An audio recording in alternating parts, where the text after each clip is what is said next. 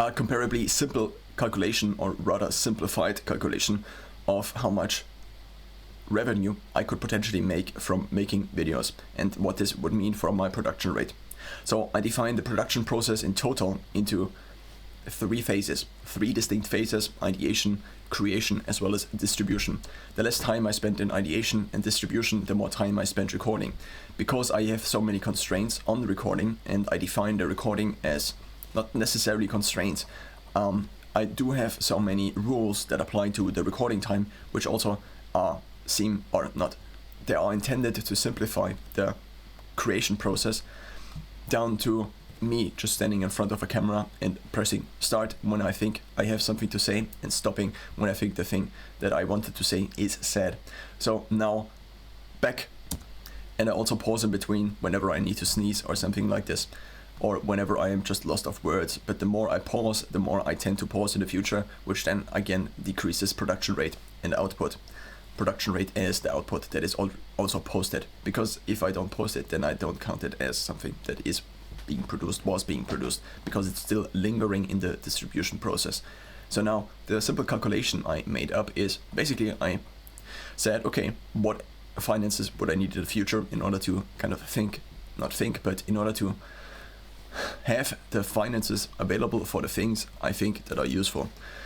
Now I've partially approximated this by taking me as an example, and also then multiplying this for maybe future family members or something like this, or someone like this, one could also say. Now, and then I backtracked this goal.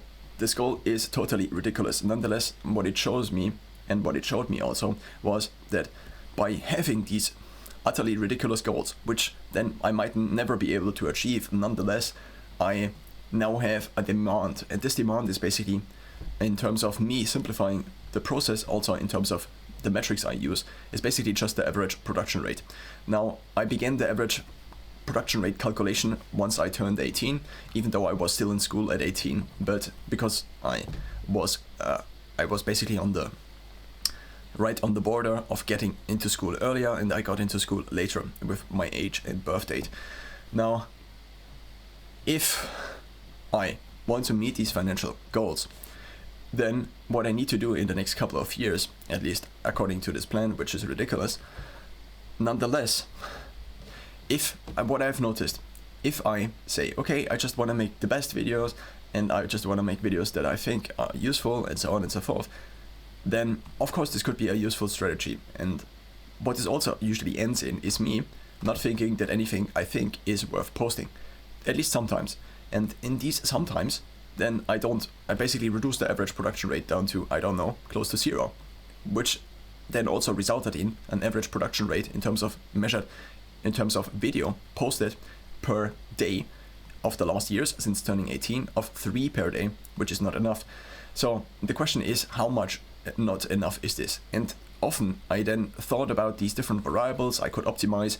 In the beginning, for example, I thought about, okay, should I record in 4K? With which microphone should I record? And I also think that these variables are problems I needed to go through. I could have just not known all of these things, and even if I knew all of these things, I would still have questioned them.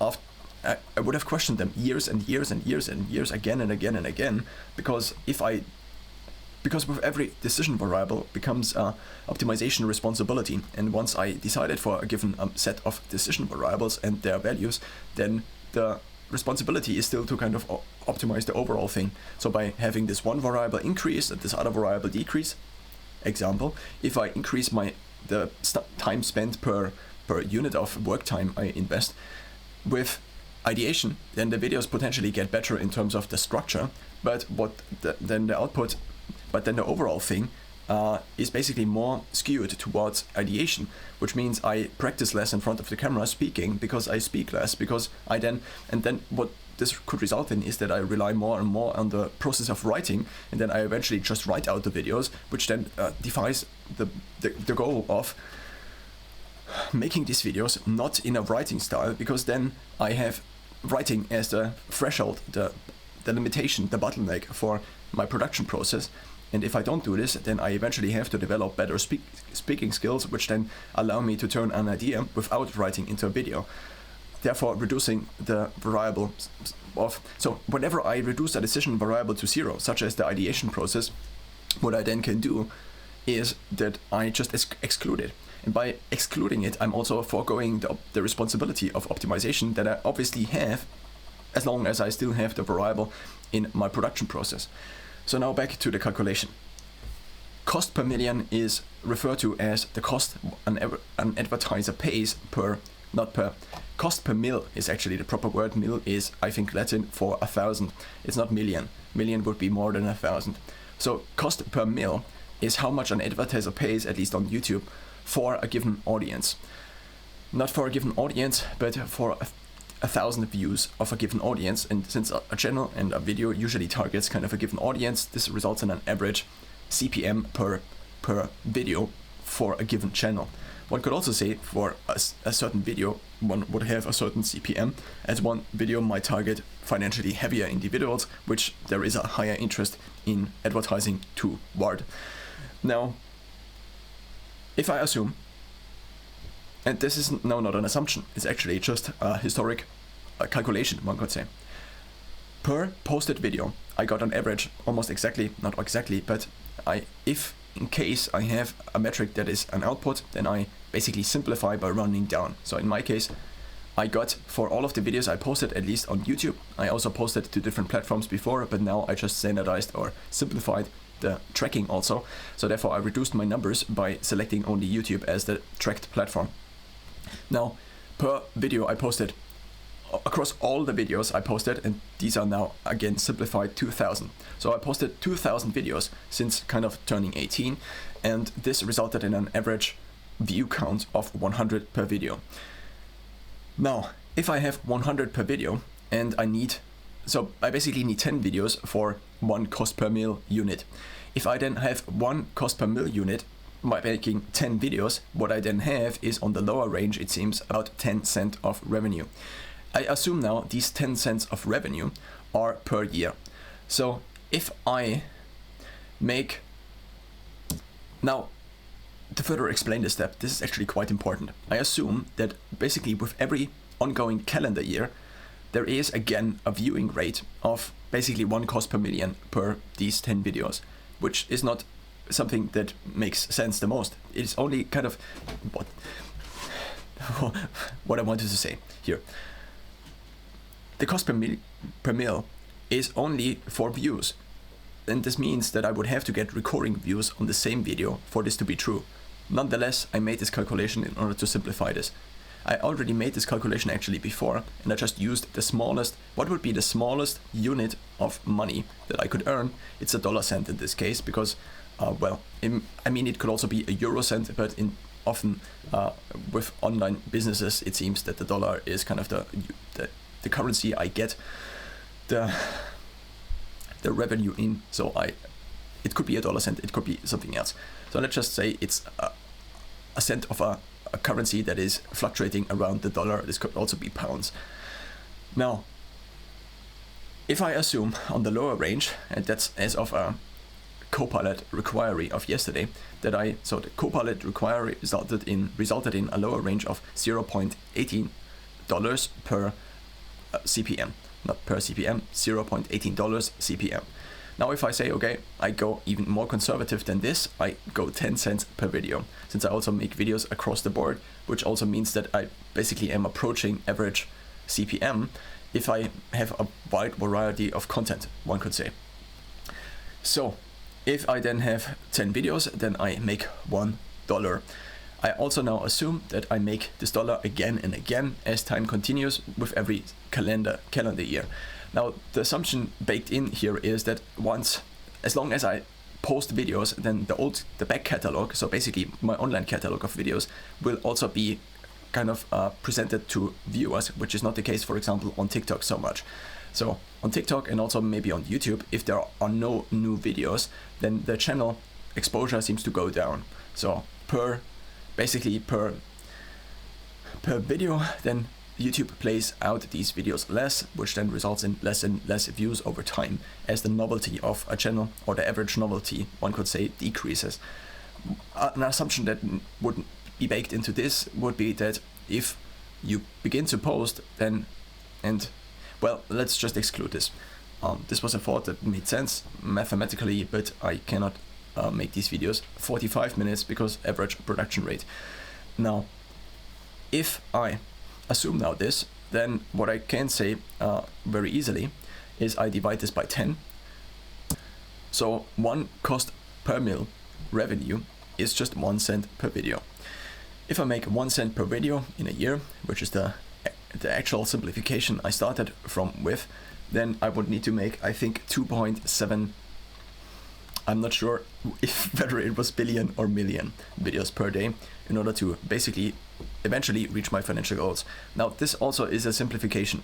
It was within 1 year. If I within 1 year wanted to kind of build a capital that then passively would give me again basically a similar kind of revenue, then I would have to make all of these videos ideally in 1 year. And if I would make all of these videos in 1 year, then I would need to make 2.7 million videos per day, at least in 1 year. Now, I also could say I make this in 10 years, but then the numbers are still ridiculously high, because then it's just 270,000 videos per day.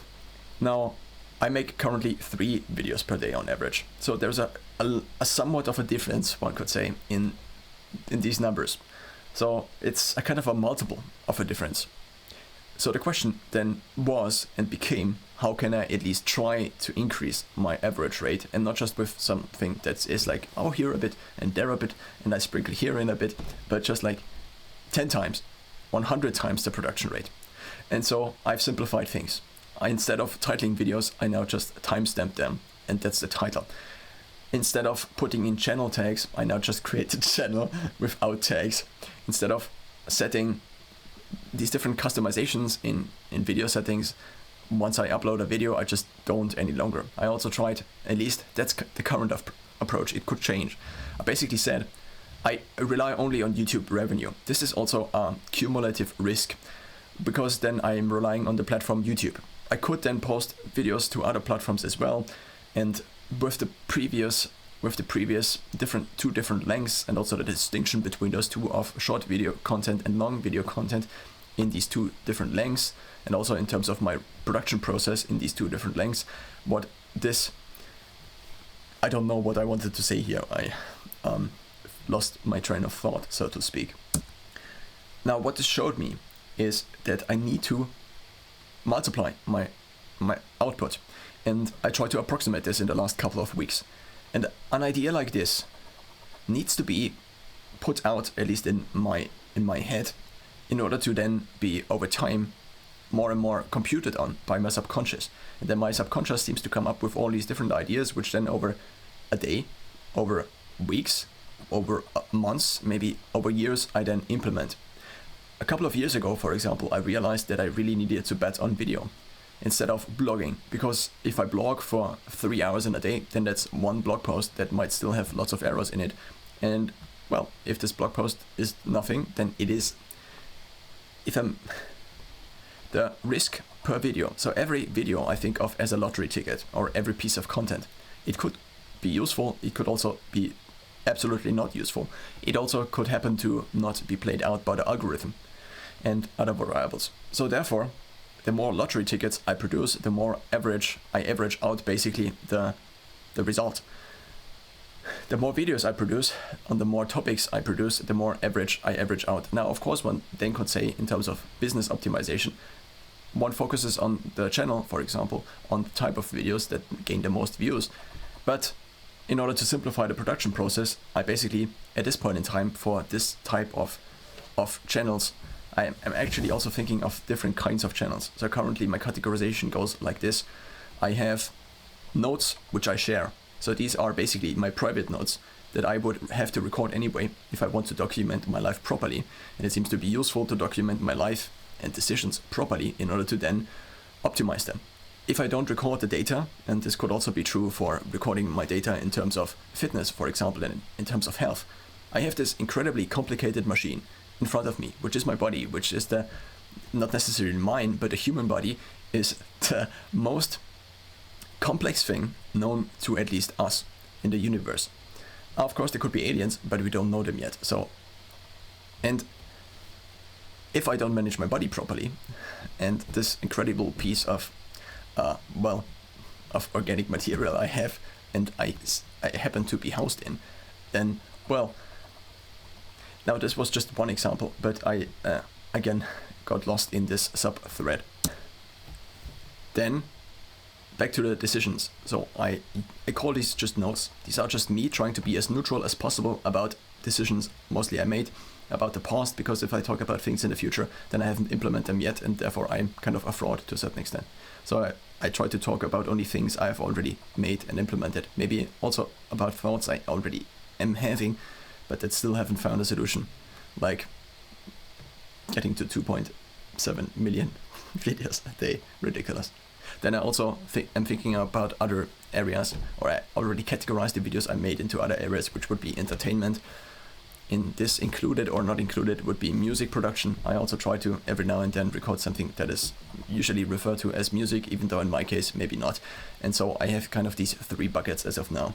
And mostly for the last years I have been concentrating on sharing notes, one could say, as they also act as a simplifying algorithm for so many other things, and exclude decision variables like thumbnailing in order to gain more views. Because if I from the step on, basically, if I have a piece of content and then I write the title for it, I thumbnail it, then this detracts basically from the neutrality of the piece of content I am trying to make, because I'm kind of creating a newer model of a newer representation, another simplified representation of the piece of content that I actually put out, which then is obviously to a certain extent a false representation, because it excludes all the information that is held in the video. So by reducing the information and by creating a simpler model, i.e. something to look at, which would be a thumbnail and a title, then I am taking away basically from the information to a certain extent, because I'm leaving out variables in order to simplify. And the simpler the model, the more false it tends to be, the less predictive it tends to be. So what I'm kind of betting on is that eventually YouTube will just, YouTube already transcribes all videos on demand, I think. But I mean, it seems at least kind of obvious that if I record 10 minutes of video, that YouTube would then say, okay, what is the best approach to getting this to an audience, at least in the future, if we have the computation power and if this becomes cheaper, then, and already ChatGPT-4 could, and now we have ChatGPT-O, but already this can basically search YouTube transcripts. So why not just use the thing that is said in the video and use it as the best approach to actually finding out what is in the video? And since ChatGPT-4o, for example, and other models maybe as well, already kind of can watch video and interpret what is in the video, why not just use these models in order to say, okay, this is actually properly for this kind of audience, instead of having incentive-derived, revenue incentive-derived, or profit incentive-derived creature like me or another entity trying to basically not gamify, but trying to basically find loopholes in the system in order to be, in terms of economics, a free rider. So I am using the tags that this one good channel has in order to basically create a false model about my piece of content, which then would basically put me kind of on a maybe or approaching similar level to the type of content that this other thing that was successful was. So that was also just a thought.